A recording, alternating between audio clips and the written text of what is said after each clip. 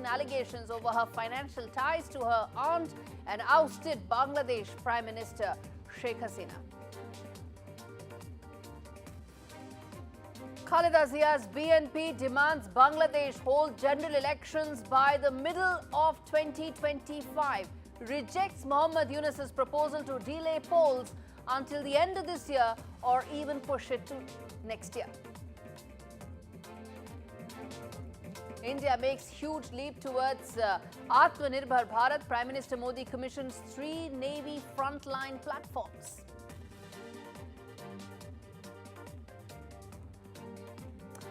And India's women in blue achieve yet another historical feat, smash record 435 runs against Ireland. It's the 4th highest total in women's ODI cricket.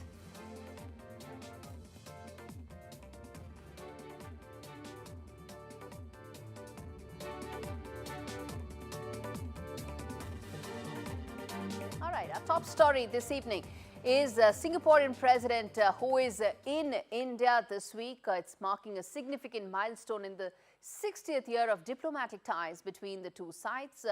He's met Foreign Minister S. Jaishankar with discussions to focus on India-Singapore relations, which particularly include focus on non-traditional areas of cooperation like energy, industrial parks, semiconductors likely to be a major focus area, skills being another key priority. This will be the Singaporean leader's first state visit to India and the first by any Singapore president to India in the last 10 years. Now, they've already elevated their partnership. What does this mean going forward? What will be their priority areas from technology to skills? Let's get in my colleague Mohammad Ghazali to really connect the dots for us and explain to us the significance of this visit. Go ahead, Ghazali, explain to us.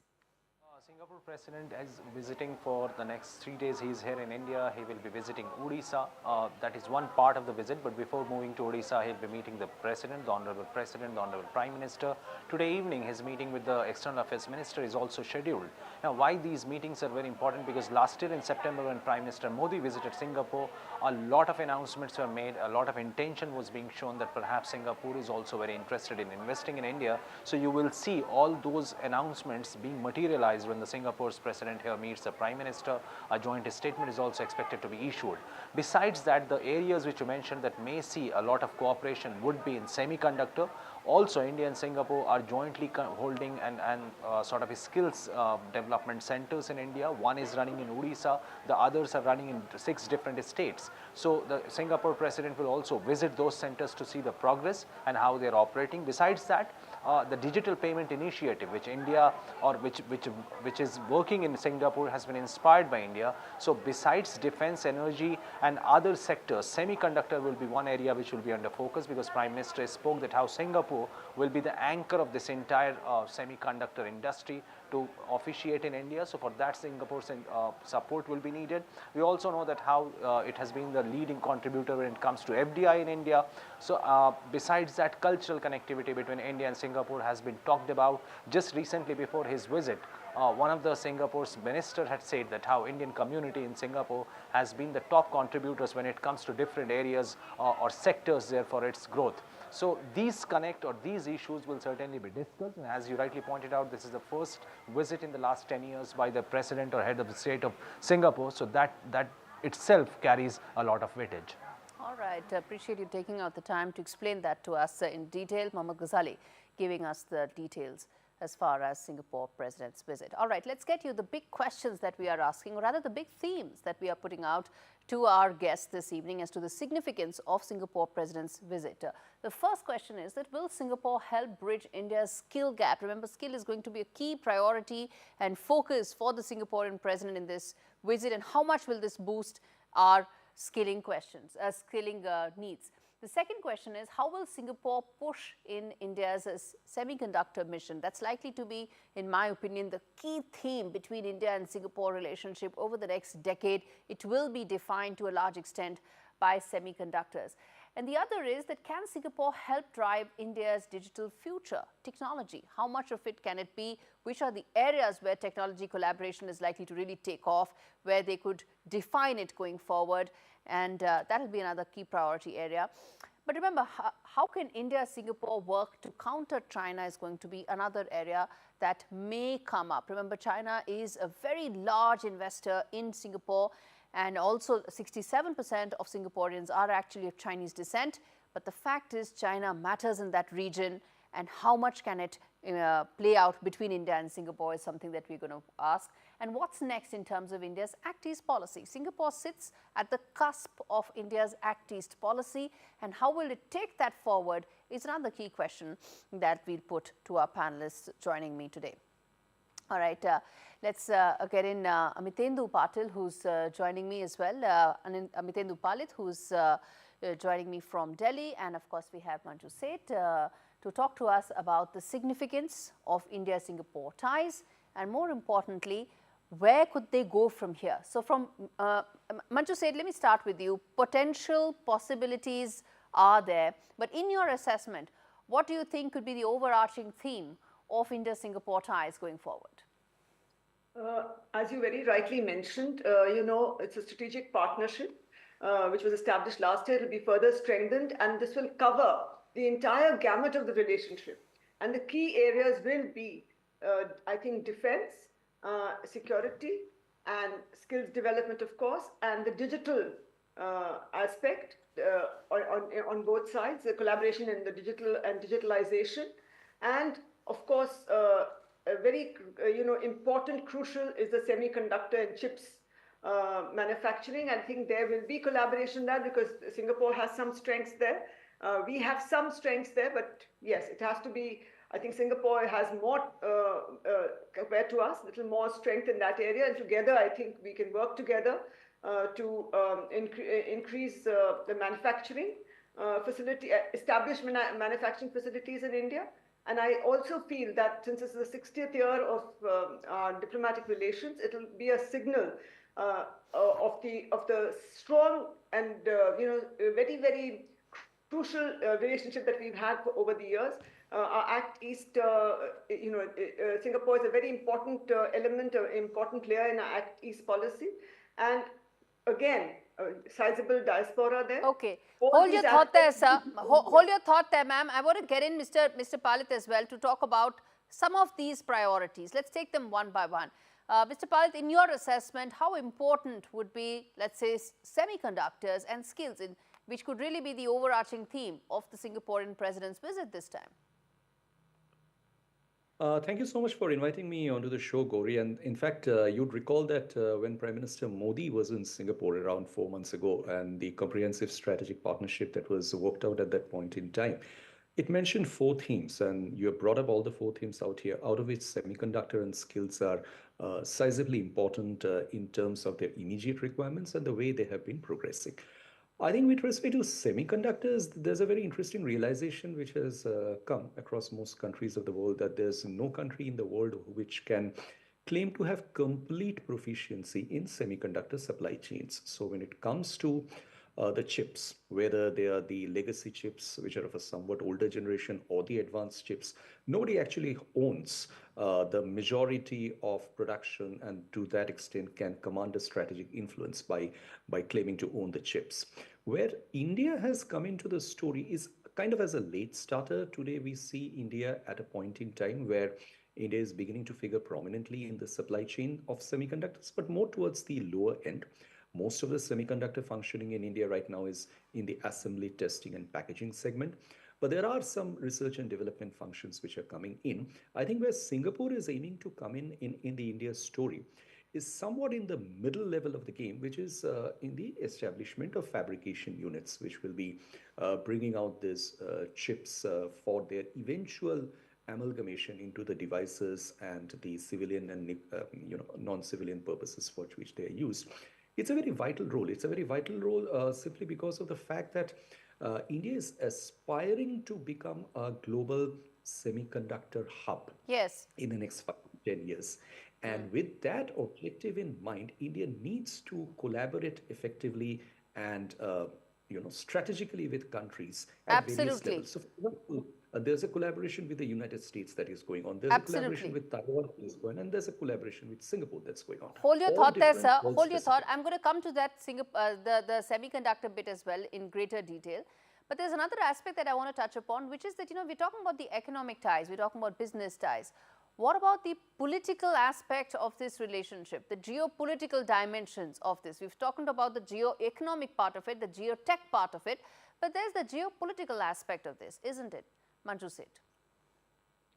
Absolutely, the geopolitical aspect is very strong, and with China very, very closely, sort of, should I say, embedded in all of Southeast Asia, included in Singapore, very strong ties, a lot of investments, a lot of trade. So it is a little, a kind of challenge, should I say, for India and Singapore to become, really very, very close. But already, I think.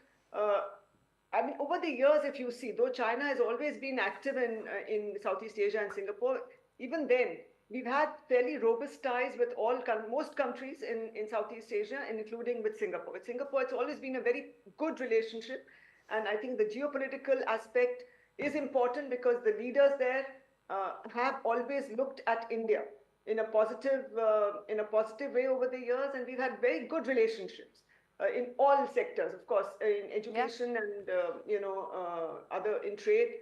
But now, with these new emerging technologies coming in, and the fact that they have skills there and they would like to be involved, their investments are quite high in India.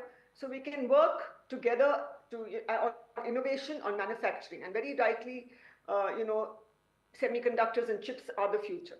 Mr. Amitendra, you want to comment on the geopolitical aspect of this relationship? I think the geopolitical relationship between the two countries has taken a decisive turn with the growth of the idea of the Indo Pacific.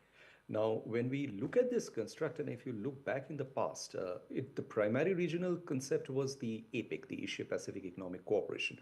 India was never really a part of the APEC group. It couldn't. It did become a part of the ASEAN framework as an ASEAN +1 partner, but then we had the episode where India did not join the RCEP because of its own concerns over a number of things. But today, over the last 5 years, when we look back and see at the trajectory of regional relationships, we have the Indo-Pacific Economic Framework. This is one framework which, given the size of its economic might, is the largest regional bloc in the world in terms of the number of people it has in it and the share of the world GDP that it has in it. And India and Singapore are very prominent players in that Indo-Pacific Economic Partnership, along with the United States, Japan, Korea, Australia, New Zealand, and several other Southeast Asian countries. I think the important part of this understanding is today India and Singapore are collaborating at a regional level on very big cross-cutting issues. And these are not just about, defense matters, but these are on issues of clean tech, disaster management, financial cooperation, now all of which have a strategic impact and all of which also have a geopolitical impact in today's world. For example, they're talking closely about green shipping. They're talking about urban infrastructure cooperation in a variety of areas. They're talking about how to manage skills and skill synergies on both sides. Indeed. Now, all of these cannot happen unless and until there is a certain degree of geopolitical comfort which both sides have with each other. I think that's I agree with you there, sir. That work can happen only when there is geopolitical comfort between the two partners to take the relationship forward. Running out of time, but very quickly, Manju Seth, I haven't asked you the question about the China factor. How much do you think that's going to play around as far as the India-Singapore relationship is concerned? Because in the Indo-Pacific, India also wants to counter China in a sense to ensure that there is no regional hegemony of China in this region. Absolutely, and China has been very assertive.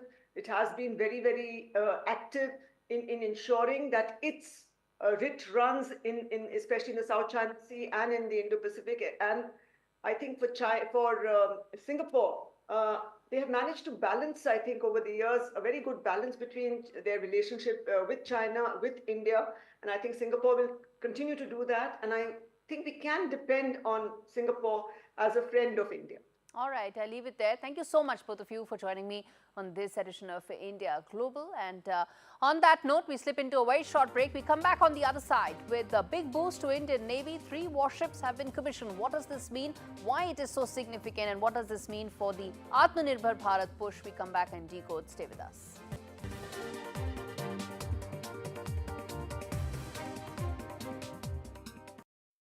No child should suffer the torture of trachoma, but so many are in pain right now. Nananga's lashes have turned inwards. They rip and tear away at his eyes. Pamelo's sight could be gone forever. He's just 3 years old. Kofanga screams for his mother. His eyes are so infected that he can't even see her. For so many children in the world's poorest countries, trachoma is torture. It's a painful infection often spread by flies, and it's destroying children's eyesight. But it could be stopped if you help today. By calling 0800 021 3925 and giving £2 a month to Sightsavers, you can help make sure children get the treatment they desperately need. You'll help us bring them the medicines and the care that can treat infections. And that means you'll be helping to save children from the torture of trachoma and a life of blindness. Please help us reach them. Call 0800 021 3925, text C7 to 82727, or go online and give just £2 a month now. Because we need you to help save the sight of children like Nananga. We need you to help save them from the torture of trachoma. I'm starting to notice a trend in your stories and the way you talk about yourself. You expect to disappoint people, and then when you do a good job, like at work today, you don't let yourself enjoy it or accept any praise. You've come so far. Maybe it's time to start giving yourself some of the credit.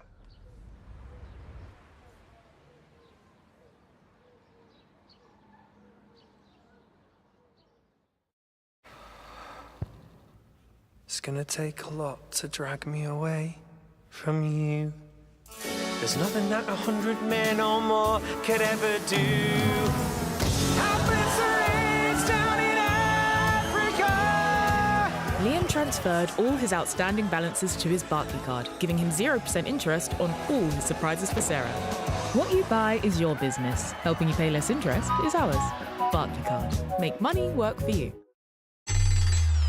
Time's up, fad diets. Life's too short to only eat grapefruit, hard-boiled eggs, cabbage soup.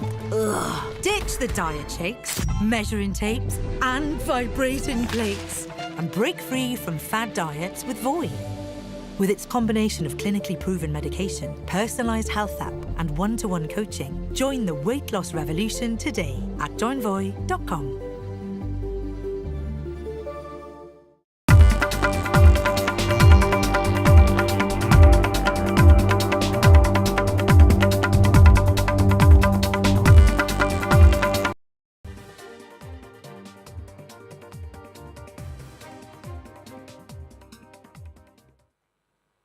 Welcome back. This is India Global. We now turn our attention to the other big story we are tracking.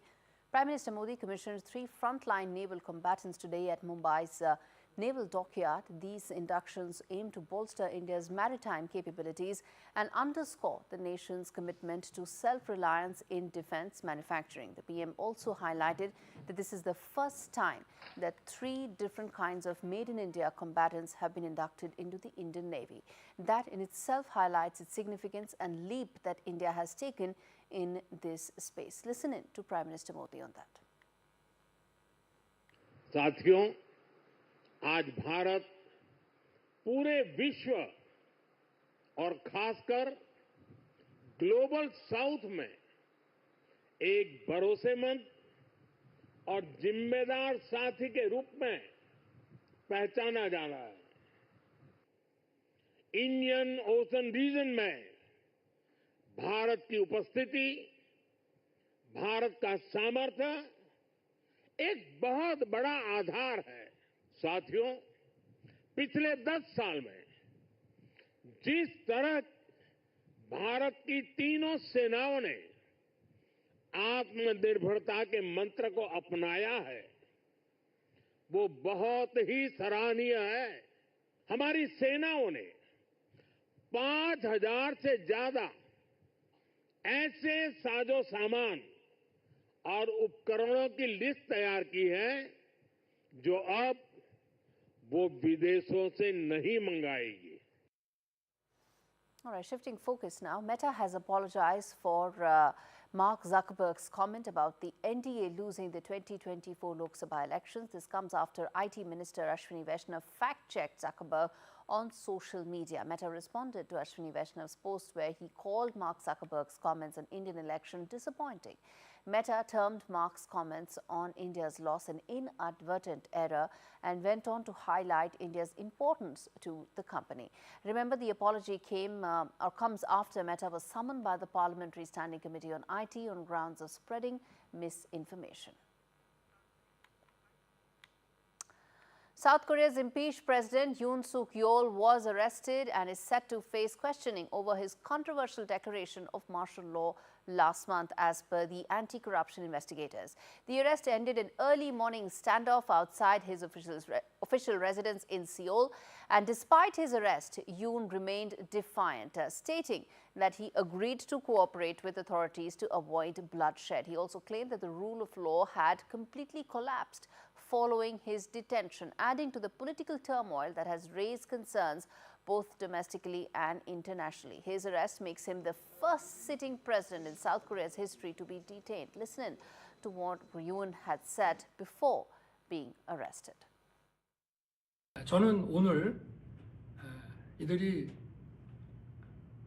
경호 보안 구역을 소방 장비를 동원해서 침입해 들어오는 것을 보고 불미스러운 유혈 사태를 막기 위해서 일단 불법 수사이긴 하지만 공수처 출석에 응하기로 했습니다.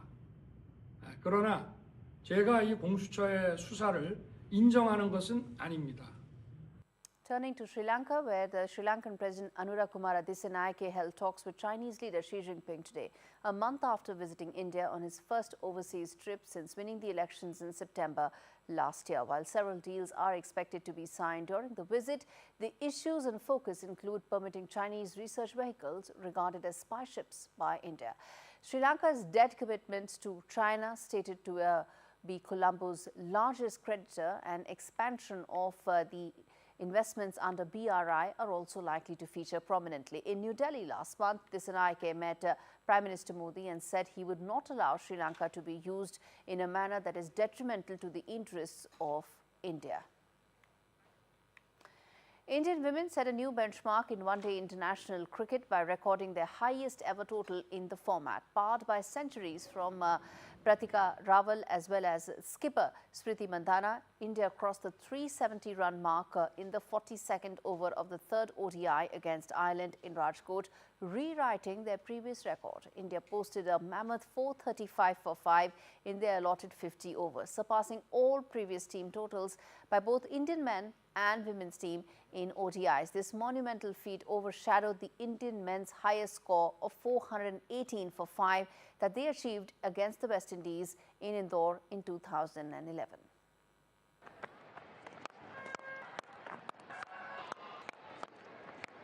Out of the park. Just add one more to that list. And into the record books.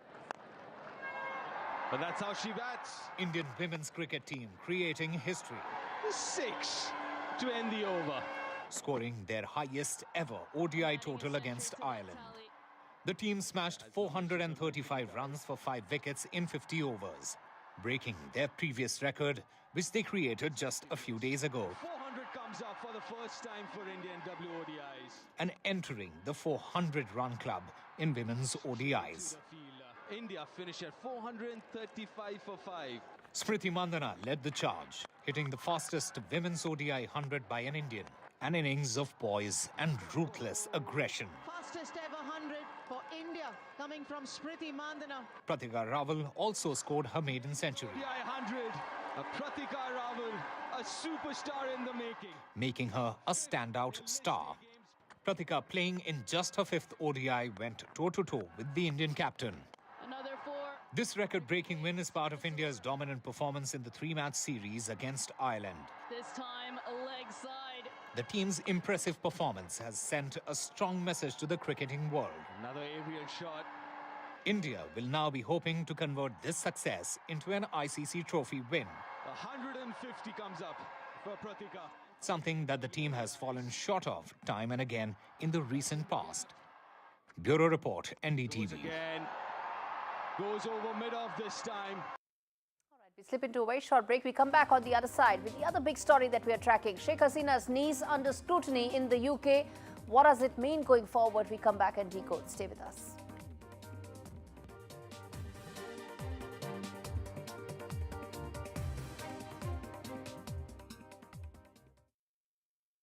Have you ever considered what might happen if you didn't feel that way about yourself? You know, your worth doesn't depend on what they think of you.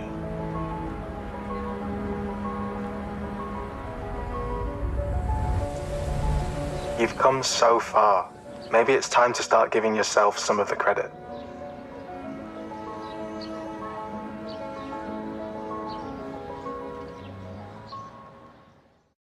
I urgently need to ask for your help on behalf of animals at risk right now.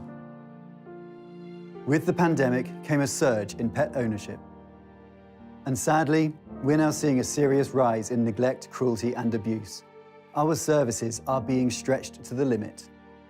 To make matters worse, our costs are soaring too. But we refuse to let animals suffer. So please, act now to help rescue the growing number of animals who've never needed us more. Please call or text the number on screen now to give £2 a month to the RSPCA.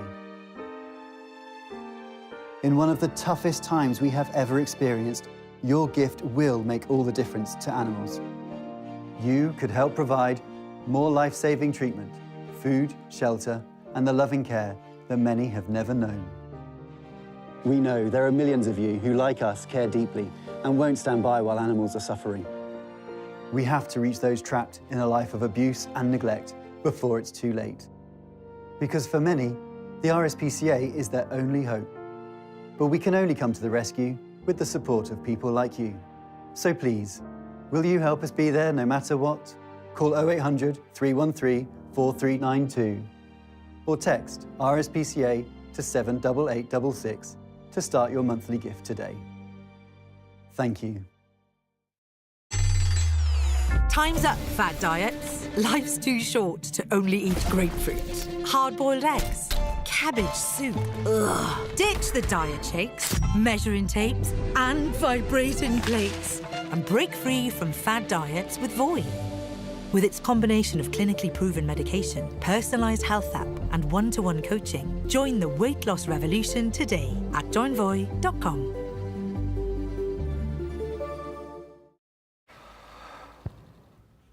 It's gonna take a lot to drag me away from you. There's nothing that 100 men or more could ever do. Down in Africa. Liam transferred all his outstanding balances to his Barclaycard, giving him 0% interest on all his surprises for Sarah. What you buy is your business. Helping you pay less interest is ours. Barclaycard. Make money work for you.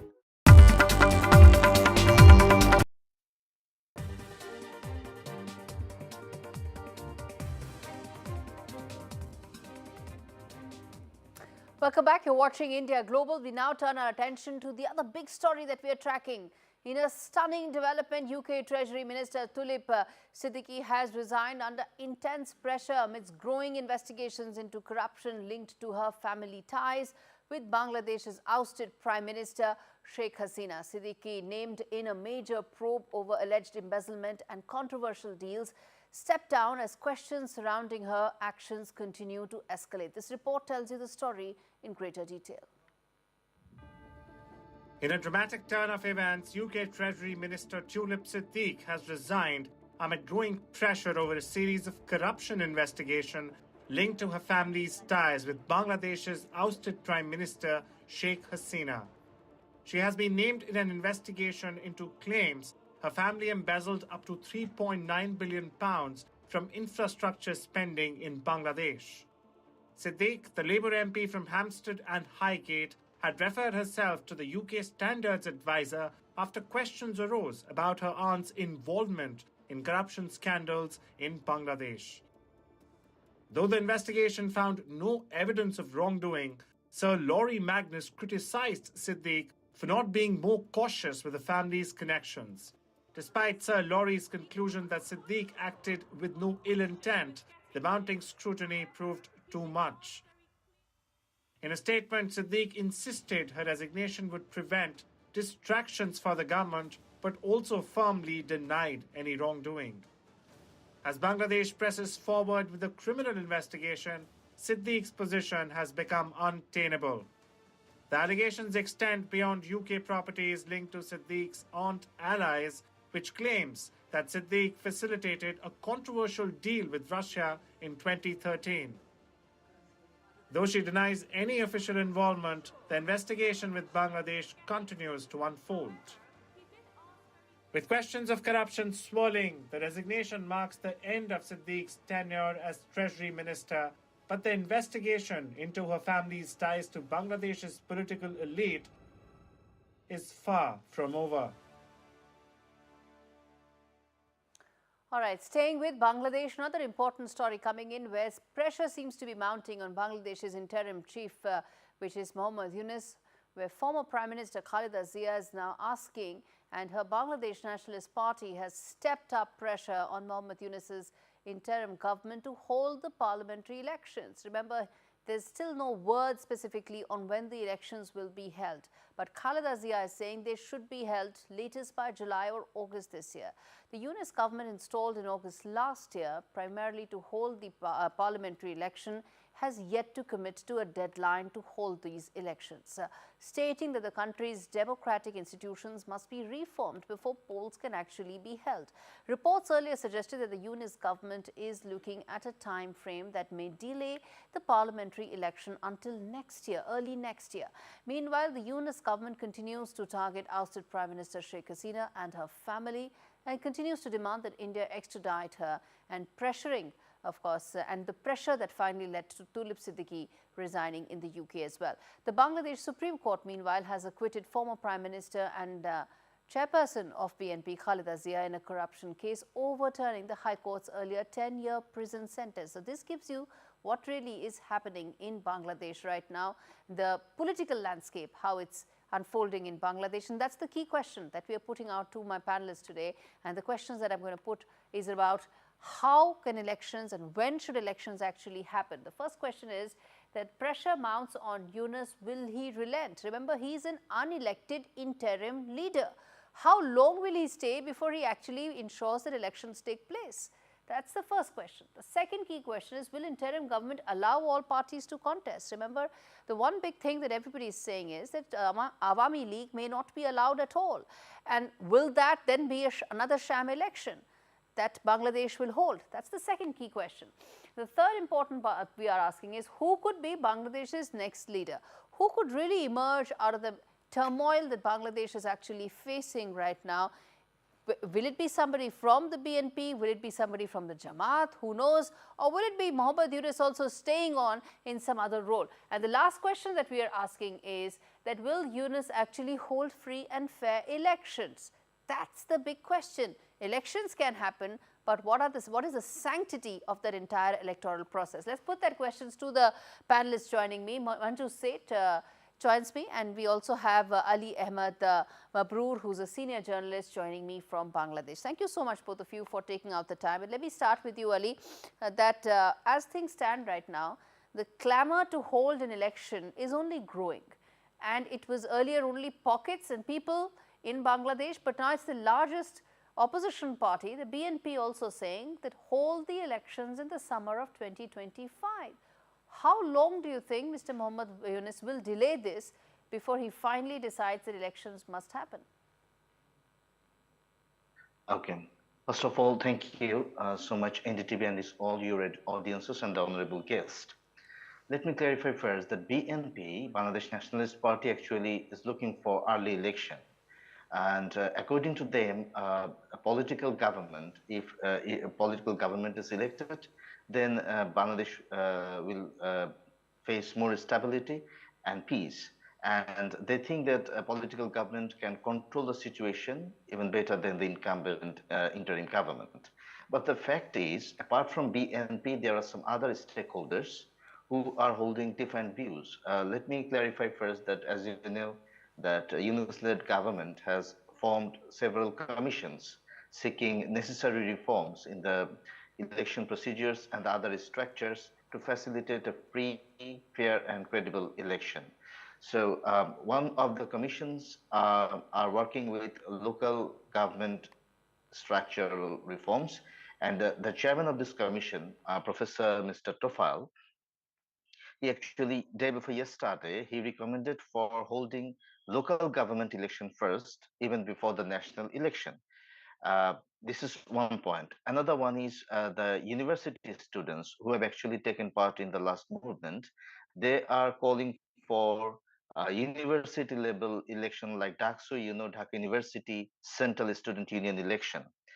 And another stakeholders are the victims of the July mass killing who are claiming that election should not be held before prosecuting or trying the offenders or perpetrators of the July mass killing. So there are various opinions about the early elections or the when that election will take place.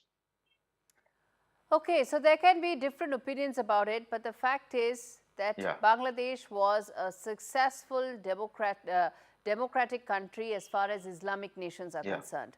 And Manju Seth, let me ask you this, that is now a reputation that is badly tarnished since last year.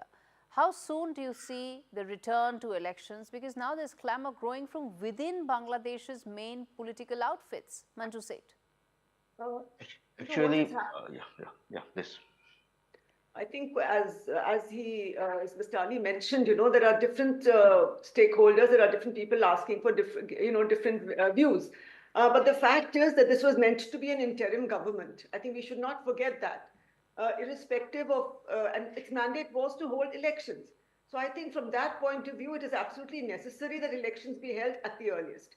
The reforms will continue, and I feel, as the BNP has said, that elections, once elections are held, the new government will be in a position, the elected government will be in a better position to go ahead with the reforms and to enforce those reforms, and to have the tax reforms, etc., being criticized, etc., and to do the right thing for the people of Bangladesh and for the country. So I think the mandate was for the Yunus government to be only interim. And I think a 1 year and a 1.5 year interim government, I think, was not really envisaged. And so I think it is important that elections be held at the earliest. And BNP is one of the biggest opposition parties. Indeed. And as you mentioned, will the Awami League be allowed to contest these elections? So if the elections, everybody is not allowed to participate in the elections, I think that is again going to be a setback for the electoral process and for Bangladesh's democracy. Mr. Ali, let me put that question to you, which is that, let's say the elections happen this year sometime. When they happen is something that we don't know. Hopefully they happen this year. But what about some of the other aspects of ensuring that the election is actually a real democratic exercise? Awami League is allowed to participate. It's a free and fair election. How does Bangladesh ensure that these main pillars of democratic and electoral constituents actually happen to ensure that the elections take place properly? Yeah, you have to understand the reality in Bangladesh. Actually, more than 1,500 people have been killed in July-August movement. And Awami League has been blamed for this mass killing. And the victims and many of the civil rights workers, civil society members and others, they are claiming for abstaining, for keeping Awami League abstained from at least 2 or 3 elections. Because the reality is, if you tell about the democratic process, the fact is, in last 3 elections during the Awami League regime, many of the voters claimed that they could not able to cast their votes. So if you turn that the process, the democratic process, was not available in the Awami League regime as well. There are some allegations. So the fact is, I think it will be clear in the days to come. But Mr. Ali, as a journalist, I want your opinion and assessment really here, that if, let's say, one of the main parties is not allowed to contest, do you think it will be a real electoral exercise? Okay, let me clarify. The first thing is the victims, they are claiming for keeping Awami League outside the election process. But the fact is, the interim government did not take any such measures yet. And I think that what I'm observing, that many of the some of the observers, they think that a party like Awami League should not be banned and it should not be done in that way. So I think it will be more clear and more visible, I think, in the upcoming days, that what will be the fate of Awami League.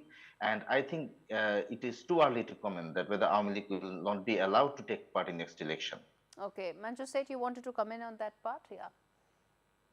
From what the interim leader, Mr. Yunus, has said, that he will not allow, they will not allow, Awami League should not be allowed. He's made some statement to the, I don't recall the exact statement, but to the effect that Awami League should not be allowed to participate in the election. And I think that is not a very, very, very positive sign for elections. And at the same time, now the BNP is demanding that elections be held. Now, if you look at Bangladesh, these are the two main parties. Of course, there are others. There are Jatiya Party, and there are many other smaller parties. But the two major parties are the Awami League and the BNP. Now, since the Awami League has sort of been put out of the reckoning, almost, the BNP is the main party, and they want elections to be held early, because they want the democratic process to be restarted, to be established in Bangladesh. Okay. Because we do see that there has been this attempt, there seems to be an attempt by the interim government to prolong its tenure as much as it can. It looks like. Mr. Ali, yes. Mr. Ali, I want to ask you the final question, which is that in the wake of how things are looking right now, do you think, with BNP, will it be Khaleda Zia leading the party, or will it be someone else? I'm asking because of the fact that she's also not got age on her side right now. Yeah. First of all, let me add one point to my previous guest. That is, whatever Mr. Yunus have said, we didn't get any official statement from the interim government about keeping Awami League outside the election process so far, number one. Number two is the mainstream political party, including BNP, they haven't said anything about banning Awami League or keeping Awami League outside the election process. Even they don't believe in this kind of initiatives or actions. I have just told you the demand about the victims of the July-August revolution, number one. Number two, about who will lead the country, I think that is another issue which will be more, I think, obvious or more clear in the upcoming days, because, Begum Zia is also an aged lady, and she is not, I think, physically fit properly to lead the nation. Okay. So BNP may have Hassan, who is discharging his duties as the acting chairperson of BNP. Even he may be a choice, or anyone else, if it is BNP. Or it may happen that, the agitating students, they have also formed a new party. Yes. And they are trying to gather some more people. And I think if they can bring more people into their confidence, then they can be another option. All right, let's leave it there. Thank you so much, both of you, for joining me on Thank you so much. a very important issue. And viewers, as we wrap up this discussion, let me also now talk about the bottom line of what's really happening in Bangladesh. The bottom line, viewers, is that as far as Bangladesh is concerned, it was one of the few, probably the only Islamic country to have a successful, thriving and continuous democracy. But that doesn't exist anymore. The interim government of Muhammad Yunus had one single agenda, which is to hold elections. But what it looks like is that the unelected tenure of Muhammad Yunus is being extended to postpone the elections as much as it can. Even as we wait for the election schedule to be finalized, for the electoral schedule to be finalized, there are only two expectations from Bangladesh. One, it should be free and fair. All parties should be allowed to contest. And secondly, it should be in a time-bound manner. Bangladesh must return to democracy and Muhammad Yunus must demit office. He is an unelected leader for a short period of time. This is the least he can do for his country. All right, we slip into a very short break with more news and stories on the other side. Stay with us.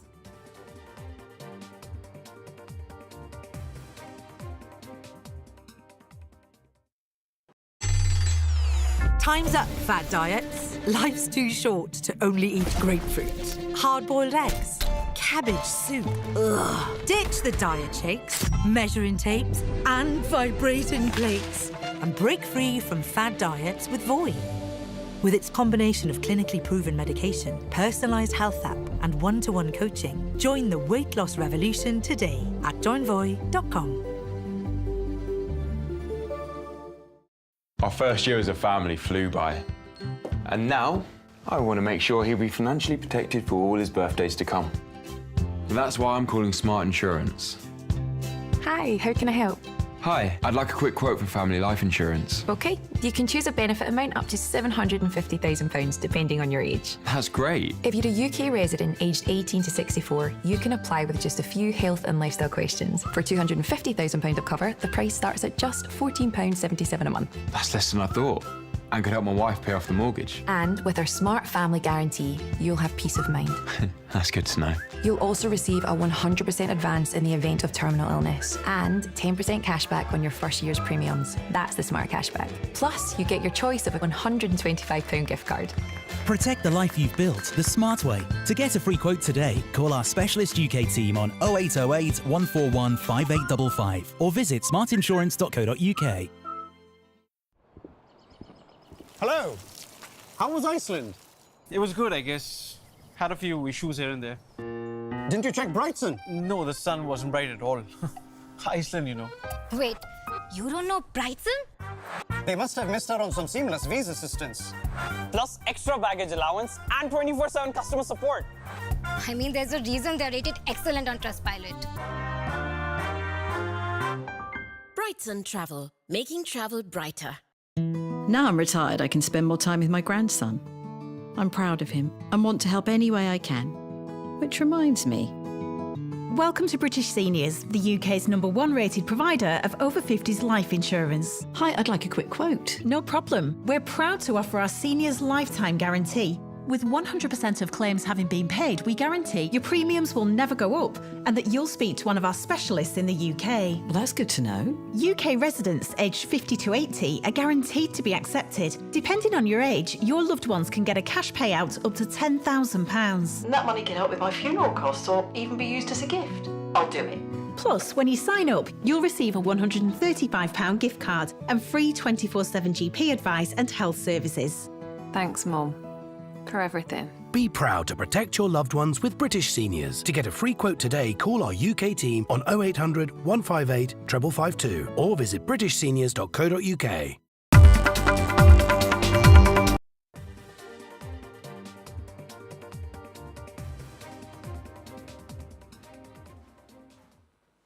Welcome back, viewers, to India Global. We now turn our attention to an important story coming in, which is that US President Joe Biden and Egyptian President Abdel Sisi discussed negotiations for a ceasefire and hostage release deal in Gaza and agreed to remain in close coordination in the coming hours. The White House has said this, that the negotiators were trying to, on Tuesday, to clinch agreement on the final details of a ceasefire deal in Gaza after marathon talks took place in Qatar with the involved parties, saying a deal was closer than ever before. Both Egypt and the US are mediators in the talks. The White House said the two leaders also discussed surging humanitarian aid in Gaza, where Israel's military assault in the last 15 months has killed, as per Palestinian authorities, 46,000 Palestinians, while also triggering accusations of a disproportionate response from Israel's side to the 7th of October attacks by Hamas that started this entire chain of reactions. All right, shifting focus now. After over 500,000 quote-unquote TikTok refugees have piled on to the Chinese social media app Red Note just days before a proposed US ban on the popular social media app TikTok. A little-known Chinese app has seen a surge in traffic, and in fact, it is often referred to as China's answer to the Instagram. It has witnessed many US users logging into its platform lately. What is this app all about, and can it really give refuge to millions of US TikTok users? This report tells you that in greater detail. A years-long ruckus over TikTok's fate in the US could finally end this week. with the deadline for a sale or ban of the short-form video app set for Sunday. As the US Supreme Court ponders over the future of TikTok. A growing number of American social media users are migrating to a Chinese app in protest. Named Xiaohongshu, the hugely popular medium in China surged to the top position in Apple's US App Store on Tuesday. Okay, I am here. I have found the note. I've found the red note, and it is... So I'm here to talk about books, to talk about music and movies, and being a general good human being, being kind to others, loving others. Xiaohongshu, which means Little Red Book, is often shortened by US users to Red Note. It was founded in 2013 and is one of China's biggest social media platforms with 300 million users. It's often referred to as China's answer to Instagram, gaining popularity for sharing tips on travel, makeup, and fashion.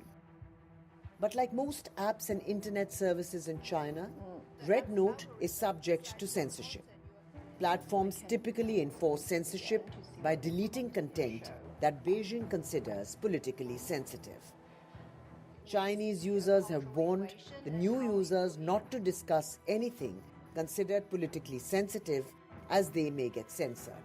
Since yesterday, we have seen many new posts in English calling themselves the TikTok refugees, and the reaction from the Chinese users have been mixed. Some believe this is a great way the Chinese culture get to a global audience, while some worries this will be a cultural invasion and it might have an impact on the censorship. Though it has seen a wave of users arriving on its platform, it's not clear if Xiaohongshu will serve as a sustainable replacement for TikTok, which has created an ecosystem that allows for e-commerce and advertising. To sustain the newfound global fame, the app will need to be optimized for an international user base, as it lacks translation features. With Vishal Vivek, Bureau Report, NDTV World. All right, President-elect Donald Trump's choice for Defense Secretary, that's Pete Hegseth, vowed on Tuesday to foster a warrior culture at the Pentagon and confronted allegations of his misconduct during a testy Senate confirmation hearing that drew protesters but also veterans in support. Asked directly about allegations against him for disorderly conduct by Arizona Senator Mark Kelly, Hegseth dismissed them as an anonymous smear. In the line of questioning with Michigan Democrat Elissa, Hegseth sidestepped whether he would follow orders from President Trump that would violate the Constitution. However, certain Republican senators backed Pete Hegseth at the hearing. Listen in to what really happened at that fiery hearing. Mr. Hegseth, what is the highest level of international negotiations that you have engaged in, that you have led in, because the Secretary of Defense does lead international security negotiations. There are three main ones that the Secretary of Defense leads and signs. Can you name at least one of them? Could you repeat the question, Senator? Sure. What is the highest level of international security agreement that you have led? And can you name some that the Secretary of Defense would lead? There's three main ones. Do you know? I have not been involved in international security arrangements because I have not been in government other than serving in the military. So my job has been to no. The answer is no. Can you name one of the three main ones that the Secretary of Defense talking about defense signs? arrangements. I mean, NATO might be one that you're referring to. Status of Forces Agreement would be one of them. Status of Forces Agreement. I've been a part of teaching about Status of Forces Agreements. But you don't remember to mention it? You're not qualified, Mr. Hegseth. You're not qualified. Admittedly, this nomination is unconventional. The nominee is unconventional. Just like that New York developer who rode down the escalator in 2015 to announce his candidacy for president. That may be what makes Mr. Hegseth an excellent choice to improve this unacceptable status quo that I just described. He is a decorated post-9/11 combat veteran. He will inject a new warrior ethos into the Pentagon, a spirit that can cascade from the top down. Mr. Hegseth will bring energy and fresh ideas to shake up the bureaucracy. In fact, staying with U.S., winds that have fanned wildfires in the U.S. city of Los Angeles are expected to kick up again today after a 25th death from the huge week-long outbreak was confirmed. Forecasters have again identified an area of extreme fire danger, emphasizing on the highly dangerous risk level. The anticipated increase in wind speeds threatens to further fan the remaining 4 blazes, which firefighters have made further progress on in tackling during the few days of calmer conditions. The 25th death was confirmed by LA County Medical Examiner's Office, while 13 people remain missing. All right, with that, it's a wrap with this edition of India Global. Thanks so much for watching.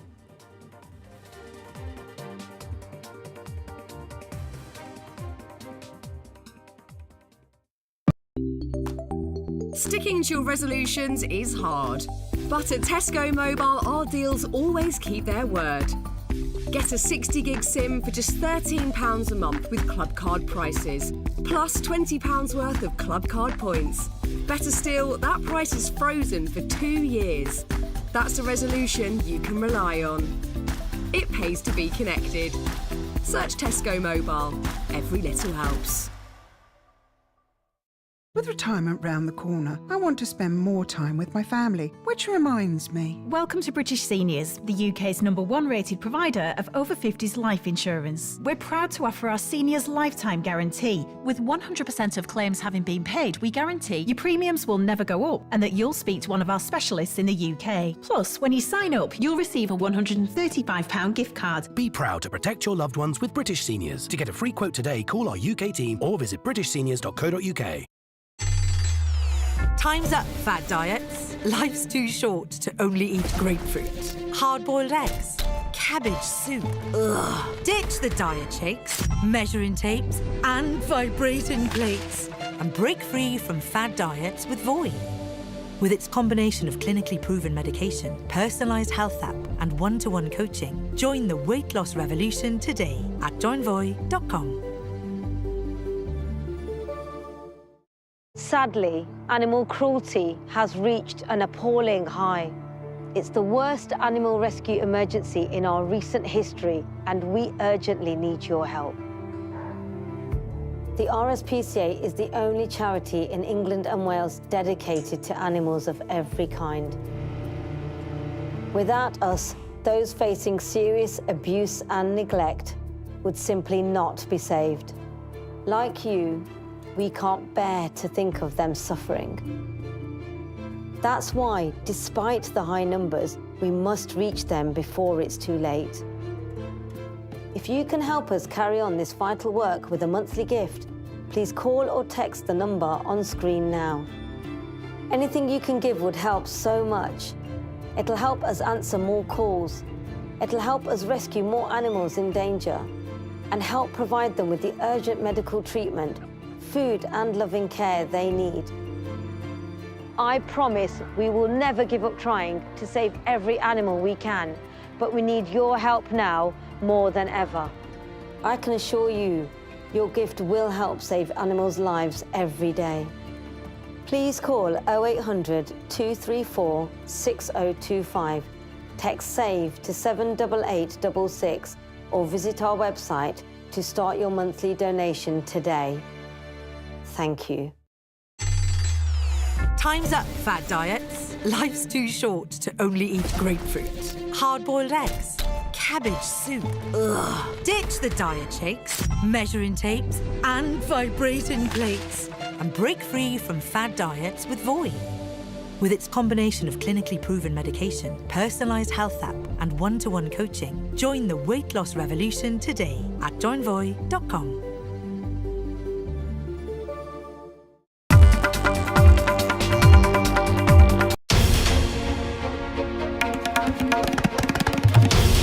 This is NDTV, and you're watching NDTV 24/7.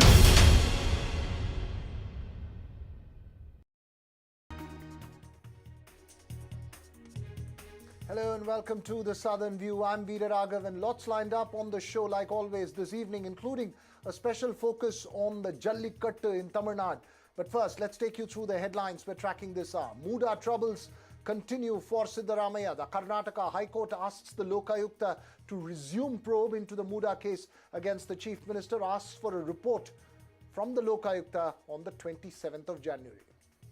BJP hits back at Rahul Gandhi for his remarks that the opposition is fighting the Indian state with institutions in the control of the BJP and the RSS, accuses Rahul of siding with anti-India forces. With the threat of summons from the Parliamentary Standing Committee, media giant Meta apologizes for Zuckerberg's 2024 election comment that the incumbent government had lost, calls it an inadvertent error, quote unquote. No reprieve for KT Ramarao in the Formula E case. The Supreme Court dismissed his petition to quash an FIR, refuses to intervene in the Telangana High Court's orders.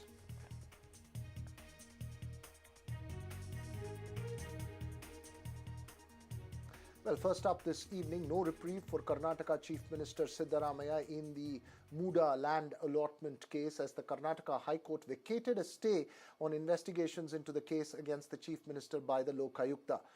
The stay, remember, was granted after Siddaramaiah challenged the earlier High Court order allowing the filing of an FIR by the Lokayukta in the land allotment controversy, where the alleged beneficiary is his wife, Parvati.